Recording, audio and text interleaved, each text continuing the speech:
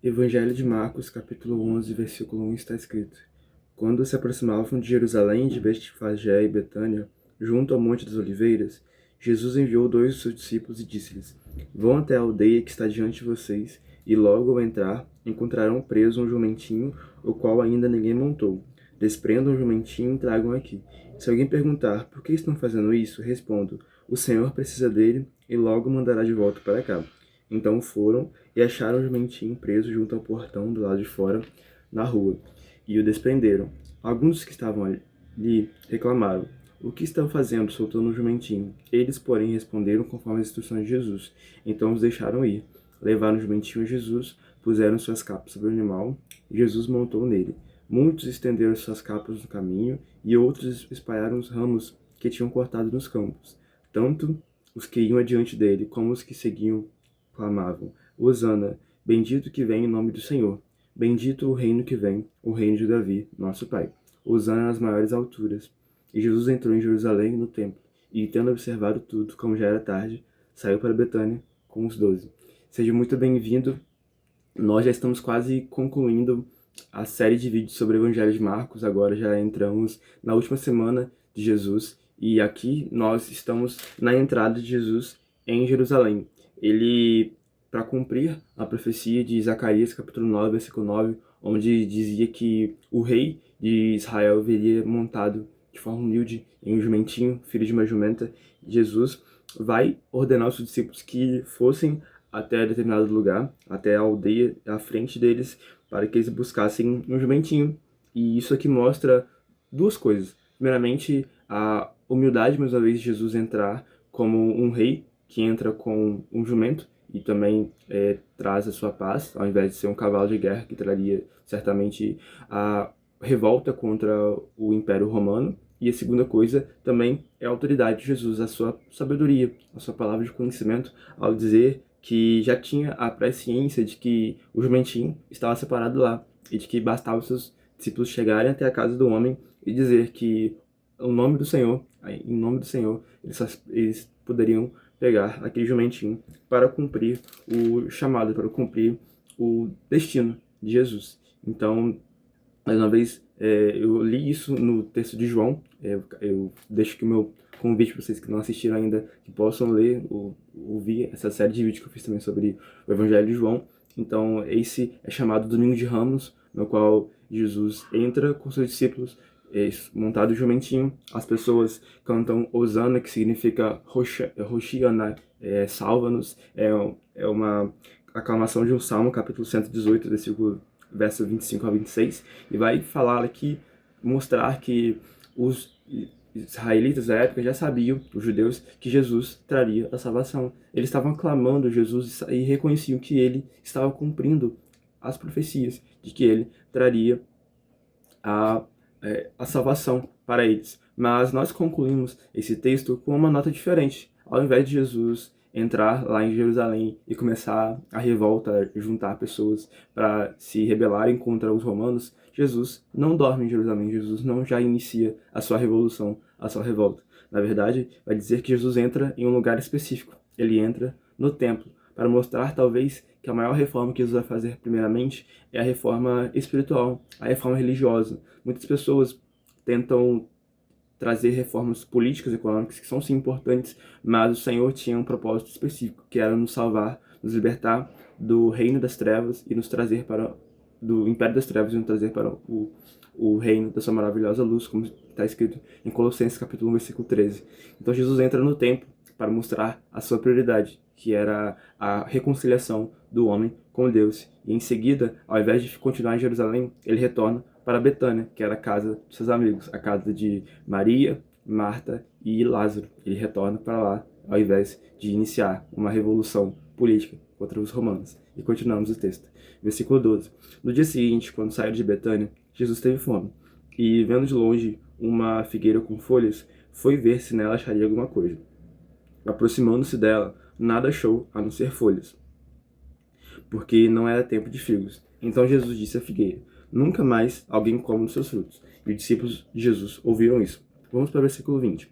E passando eles pela manhã, viram que a figueira estava seca desde a raiz. Então Pedro, lembrando-se dele, falou: Mestre, eis que a figueira que o Senhor amaldiçoou ficou seca. Ao que Jesus lhes disse: Tenham fé em Deus, porque em verdade lhes digo que se alguém disser a este monte: Levante-se e jogue no mar, e não duvidar no seu coração, mas crer que se fará o que diz, assim será com ele. Por isso digo a vocês que tudo o que pedirem em oração, creiam que já receberam, e assim será com vocês. E quando estiverem orando, se tiverem alguma coisa contra alguém, perdoem, para que o Pai de vocês, que está nos céus, perdoe as ofensas de vocês. Aqui Jesus vai nos ensinar com coisas simples, talvez com uma figueira, com uma árvore que tinha folhas, mas que não dava frutos. Naquele tempo, alguns estudiosos dizem que essa figueira específica trazia, junto com as folhas,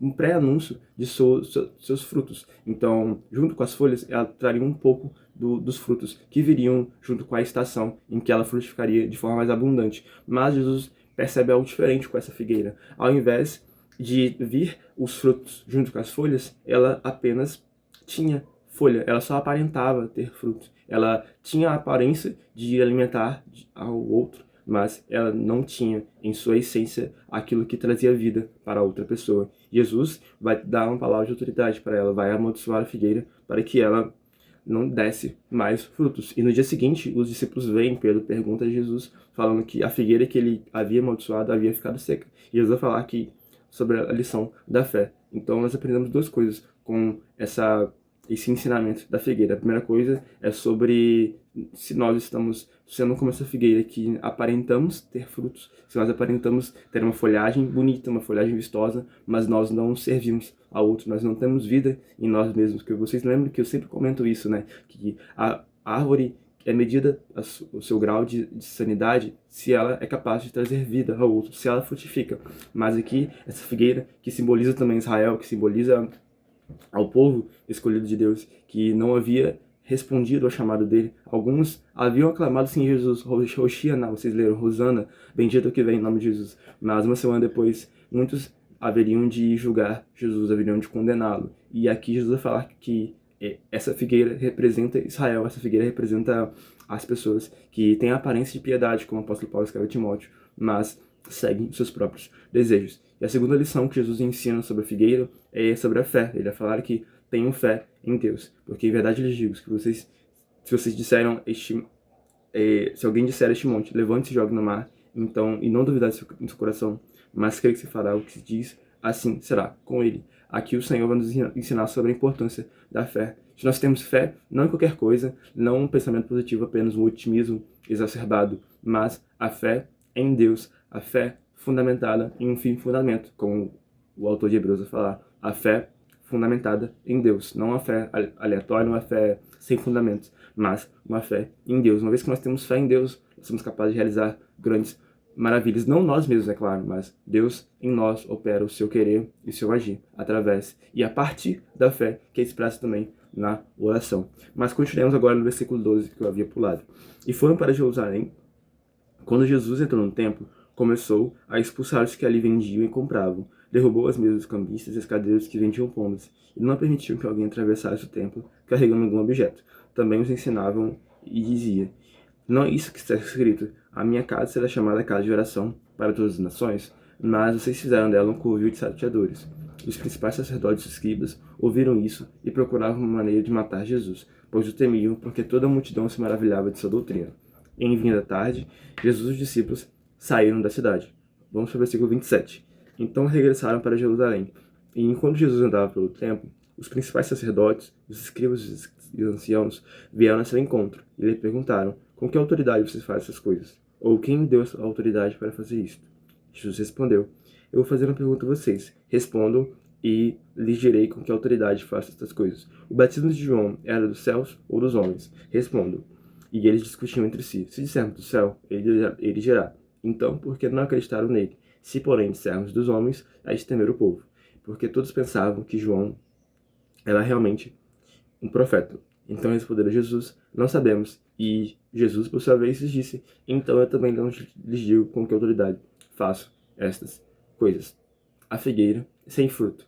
Essa talvez pode ser o resumo daquilo que os religiosos, o povo que havia em Jerusalém naquela época, estava realizando ao não receberem a Jesus, ao estarem trocando a casa de Deus, ao invés de ser uma casa de oração, como Jesus vai denunciar, para um covil de ladrões e salteadores. Jesus tem um zelo pela casa do Senhor, pela casa do Pai, e é por isso que ele entra em Jerusalém e derruba as mesas dos cambistas, não com uma raiva sem fundamento, mas uma raiva fundamentada no próprio desejo do Senhor, o desejo de santidade, o desejo de ser um Deus zeloso. E nisso Jesus vai repreender, repudiar a atitude dos israelitas daquela época, a atitude dos judeus que, tendo a revelação das Escrituras, tendo tudo apontando para Cristo, não frutificavam, não tinham, de fato, a pleno cumprimento, não traziam as obras frutos dignos de arrependimento, mas como aquela figueira aparentavam ter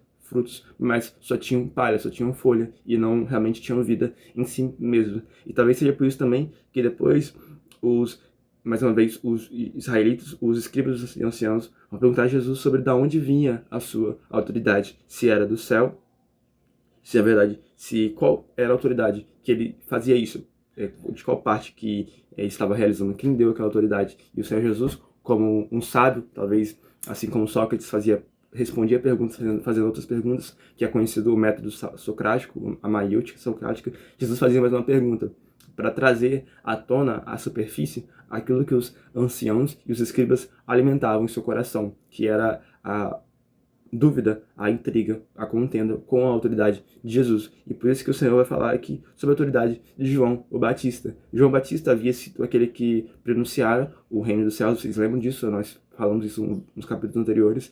E Jesus vai perguntar aqui, de onde via a autoridade de João? O batismo dele era dos céus ou dos homens? Agora, os israelitas que haviam entregado a Jesus estavam também em uma situação muito difícil. Se ele dissesse que João tinha autoridade dos céus, as pessoas que estavam presentes perguntariam, então por que vocês não o aceitaram? Mas se dissesse que era dos homens, eles também perguntaram, eles iriam repreendê-los, porque era nítido, as pessoas aclamavam João Batista como também alguém que vinha da parte do Senhor, aquele que cumpriu a profecia da voz do que clama no deserto. Então, vendo que eles não tinham saída, a não ser o silêncio, eles diziam, não sabemos. E também Jesus vai dizer de forma sábia, também não direi com que autoridade faça essas coisas. E aqui Jesus vai nos falar sobre como talvez sair de situações difíceis. A princípio a gente pode pensar isso. Como nós podemos responder às pessoas que querem nos colocar em situações diversas? É perguntar a elas, fazer perguntas a elas que colocam à tona a principal motivação dessas pessoas para fazer perguntas a nós. E é nisso, a partir das respostas dessas outras pessoas, que elas vão acabar revelando a sua intenção primordial. E é claro também, de forma mais profunda, nós podemos ver que mesmo Jesus tendo autoridade divina, mesmo Jesus tendo autoridade celestial, as pessoas que eram do seu próprio povo não o receberam. Que nós possamos concluir o vídeo de hoje, então, refletindo sobre tudo isso que nós falamos aqui, sobre Jesus sendo esse rei humilde, manso, que entrou em Jerusalém montado em um jumentinho, depois que Jesus veio para trazer uma reforma, a princípio, espiritual, uma reforma de reconciliação do homem com Deus, e não uma reforma política por si só. Por fim, nós vemos sobre a importância de sermos como uma figueira que dá fruto, e não uma figueira apenas que dá folhas com a aparência de frutos. E por fim, sobre a autoridade de reconhecer Jesus como tendo a autoridade do próprio Deus. Se você gostou desse vídeo, não esqueça de curtir, comentar, se inscrever e compartilhar, para que mais pessoas também possam ser alcançadas por essa mensagem.